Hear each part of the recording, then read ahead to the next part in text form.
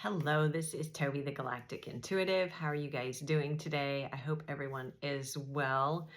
So for our message today, I pulled some cards ahead of recording because I was getting, a couple of messages back. I don't know how long it's been, but a few messages back. I said something about the next, oh my hair, the next new moon in Virgo being on the 29th of September. And then I corrected myself because that was not correct. It is on the 21st. But the 29th of September has stayed in my awareness. And so it came up strongly again yesterday evening, last night. And as I was sitting down to begin recording here or feel into what we needed to talk about, it came back up again. And so I looked up the astrology of the 29th. There really isn't anything spectacular as far as I found on that day. It is a first quarter moon in Capricorn. So that felt significant because of how I linked that date to an important moon cycle in that prior reading. So then as I was sitting here kind of feeling into that, I was picturing a card from the Moonology Oracle deck, which I haven't used in quite some time. And it was the card, and I couldn't remember which moon it was, but it said, your dreams need a practical plan. So I was like, okay, let me go look. Since that deck is coming up, let me look at first quarter moon, your dream, whichever one is, your dreams need a practical plan, and a Capricorn moon. So the Capricorn moon, okay, so I was in that consideration, contemplation. And then I looked at the Shaman's Dream Oracle deck sitting right in front of me, and I was guided to pull a card from that deck as well to kind of bring this together. So I actually did that first. And the card that came out was Many Masks, card number 38, the authentic self. So now we've talked about authenticity a whole lot over the last couple of months. A whole lot, I guess, in particular, since we started doing the Lionsgate messages. And this message, this information about the 29th of September feels to be something that is more on a collective or global scale than it is like an individual message. Not that there won't have some maybe personal repercussions, but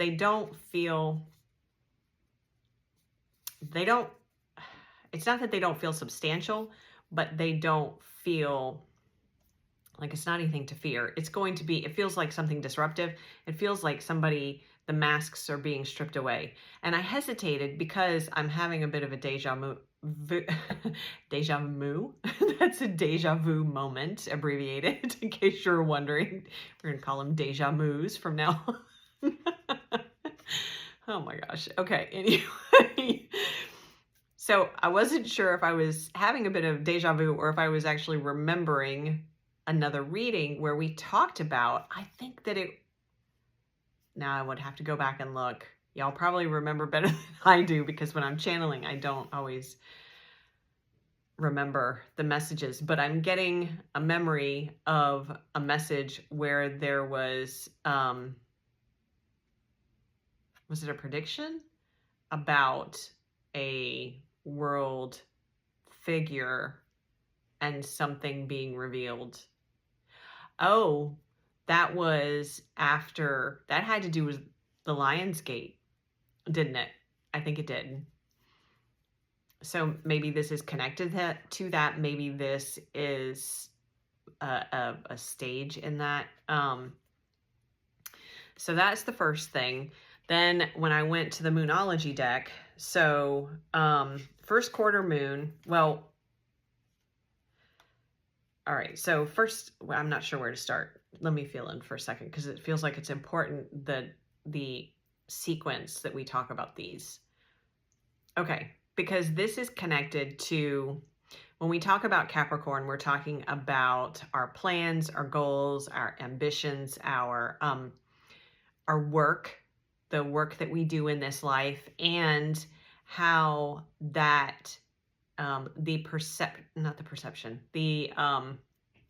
kind of has to do with the mask, because it is the I can't think of the word, oh my gosh, perception, or the portrayal we put out to other people, how we show up in the world, basically.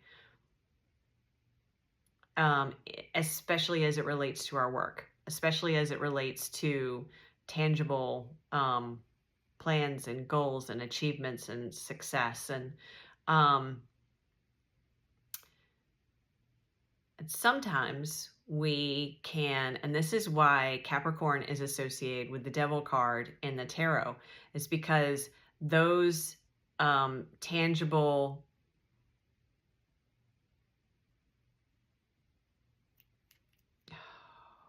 what am I trying to say here? My words are disappearing and all I'm getting is energy. So give me a second. Let me interpret this. So those tangible things, material, that's the word I want to say. Good grief. Okay. So those material things that we can hold on to, I'm hearing accumulations. So that's part of this, right? Can begin to, we can assign a lot of more meaning to those than we do our own personal value as a human and as a soul. That's where the Devil comes in, because it becomes obsessive. It becomes those chains that keep us anchored into a certain either lifestyle or behavior pattern or environment that are actually created by our own perception of that external thing, that material thing, or what am I trying to say? Structure, even paradigm, potentially. So this does have importance on the individual level. That's where we have these masks, right? Okay. So, and Pluto was in Capricorn for 20 years or more, maybe 29. I'm not sure. I'm not sure. I'm sorry. I'm really tired today, so bear with me. About 20 years is how long Pluto stays in one sign. But Pluto is now in Aquarius. Is it retrograde in Aquarius though? I believe it is. And I don't think it is going to go out of retrograde until February of next year. It might be February 20th. I'm close on my dates. So what's interesting though is that we've gone from Pluto being in the energy of Capricorn, right? Of the material, of achievement, goal-oriented success on an external plane, and also then the shadow side of that, which is the obsession with that, which is the over-reliance on it or the over-attachment to those things. And now we are in the sign, or Pluto is in the sign of Aquarius. And so when Pluto's in a sign, that means there's transformation happening within that archetype, and how we interact with that archetype, or how we integrate it and what we learn from it and how we transform through that information. So Pluto is also the sign of death and rebirth. And so oftentimes, as we've talked about many times, it requires, for the transformation to happen, it requires a dismantling or a destruction of the old. So Pluto is now in Aquarius, and Aquarius is about the collective. It's about a new vision. It's about the visionary. It's about community and advancement. and doing things in a new way. It's also associated with the planet of Uranus, which is about quick, uh, what's the word I'm trying to say? Quick change, but I also kind of want to say explosive, but it's more electric change. Something that's a bit sharp and swift. And Aquarius's original ruler was Saturn, and Saturn is the ruler of Capricorn. So Saturn is kind of the more the, I'm hearing taskmaster type of energy, which that sounds like it's negative, but it's the structure, and it's the persistence and dedication and steady movement from a very grounded place. It's dotting the I's and crossing the T's.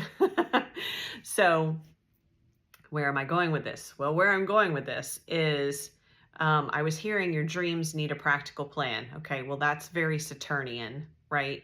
But that is the card of the full moon in Taurus.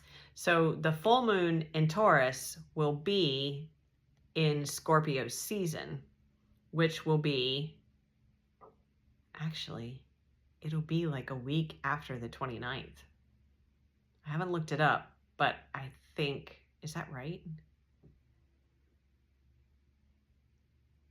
No, I'm sorry.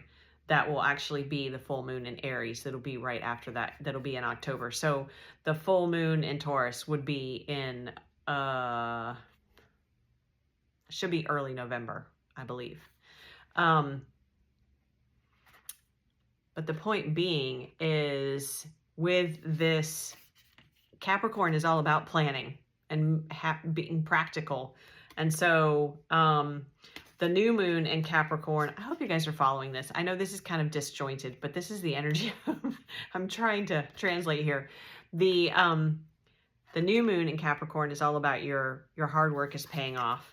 First quarter moon, which is what we have in Capricorn on September 29th, is your commitment is being tested. Okay, so we have confirmation here. Your hard work is being paid off. There may be something that occurs on the 29th, on or around the 29th of September, with that first quarter moon in Capricorn, that feels as if that will test your commitment, because it feels like, going back to the masks, that it gives the, I don't want to say illusion, but it can give, depending upon our perspective, it can give the perception that you are not making progress in whatever your dreams are. Now, remember, we had the message yesterday. It is reasonable. Okay, so there's a reason. Of course, again, these all tie in together. So we're getting a little bit of a heads up here that it is going to be a test of commitment, but it also is based on your perspective and whether or not you are buying into these masks. And the masks might be your own masks. They might be that shadow aspect of Capricorn, because we have all of these archetypal energies within us that we can experience. They're all within our birth chart in some way, and we all have these or experience these at different times of our lives. So it may be these kind of shadow aspects of Capricorn within you that are very tied to the material, that are very tied to an external, let's say, more accepted on a very wide cultural scale definition of success. Okay. However, here is the reminder, though, that your hard work is in fact paying off. But see, this is actually the new moon in Capricorn. The new moon in Capricorn is going to happen either towards the end of December or early in January. It will be, I think early January. Would that be right? Yeah, I think so.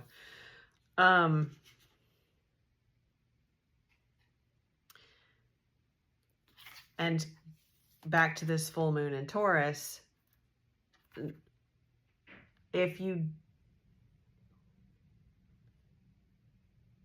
because your commitment is going to be potentially tested with whatever is being revealed or whatever occurs around the 29th, this is where there's a bit of a, not to turn around and go the opposite direction, but to pause, kind of, I keep hearing fall back only as in stepping within maybe, or I'm also hearing holding your ground.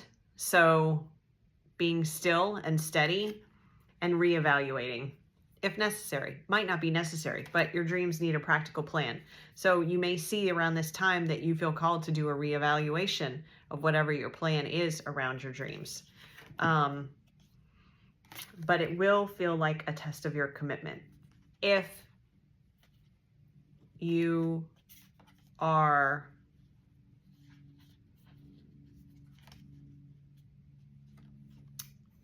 allowing some external, I want to say vision, but it's not like a vision. It's an external representation of something.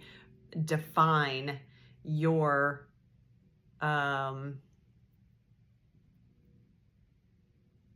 evaluation of success, your own success. I hope this makes sense. I hope this makes sense. I feel like it's all over the place, but I found that to be really, really interesting the way they brought this together. So September 29th could be very interesting. Not anything to fear. Something is going to be revealed. The thing is, something is going to be revealed, and initially it feels like it'll be destabilizing. And I think this is what came through in that reading too. But on the other side of it, if you take that step back to kind of fall back, and only fall back as in a regrouping, not to step away, not to turn away from what you've been doing, not to turn around and go back the way you came, not to change direction, but just to give yourself a moment to regroup, rebalance, realign, recenter, and then reevaluate if you need to on what plan you're following in accomplishing your dreams, but recognizing that your definition of accomplishment is all that matters. And to not fall back into these masks of the shadow side of Capricorn that says that success and accomplishment fits into a neat and tidy box that's based on material factors. One of the things I heard this afternoon too that I had forgotten until just now is that your value is not measured by numbers. Your value is not measured by numbers. Your value is not measured by your age. It is not measured by the number in your bank account. It is not measured by the number on your address. It is not measured by the number if you have on social media or YouTube or wherever, TikTok, wherever. It's not measured by the number of likes. It's not measured by the number of followers. It's not measured by the number of subscribers. It's not measured by the number of friends. It is not measured by a number. It's not measured by a number on a scale. It is not measured by a number. It's measured by your soul. And you have infinite value because you are here. And just because you are you. So, adding these all together, I personally have been feeling, and this goes along with this space with these Virgo moons too. Virgo is about being organized. Virgos are very organized. They like things neat and tidy. I have a Virgo moon, so I'm very, very, very familiar with that. And And when things are in disorder or disarray, it can be destabilizing. Again, there's that word. So we have time now, because today is the 27th of August. We have a month for creating order in our world, in our own piece of the world, our reality. Because another message I received this morning that I forgot about until now, safety is within you. You are your own safety. Safety is your connection to self. It's your trust in self. It is your connection to source, to spirit, to the divine within you. You are your own safety. So keep all these things in mind. Utilize this next month to, there's something about preparing, and in whatever form that means to you, I would suggest that you feel into what form of preparation you feel guided to do. And it's not, again, this is not about, we're not prepping for something major. Don't get this wrong. And this is not anything to fear. This is about, it's about organization. It's about getting things in order. It's about creating a plan of action so that you can move forward in a way that keeps you balanced and centered regardless of what is going on in the external world. Okay? I hope that makes sense. All right, I'm going to leave it there. I am sending you guys so much love and gratitude. Thank you, as always, for being here. I appreciate you. I appreciate you showing up with me every day. And if you feel called, and if you haven't already, please like and subscribe to the channel wherever you're finding this. Those things are incredibly helpful, and they are free to do, especially the likes. If you resonate with this, it certainly helps it get distributed around so others may witness it and feel into it as well. So thank you so much for doing that. I appreciate you guys, and have a wonderful rest of your day. I will see you tomorrow. Thank you.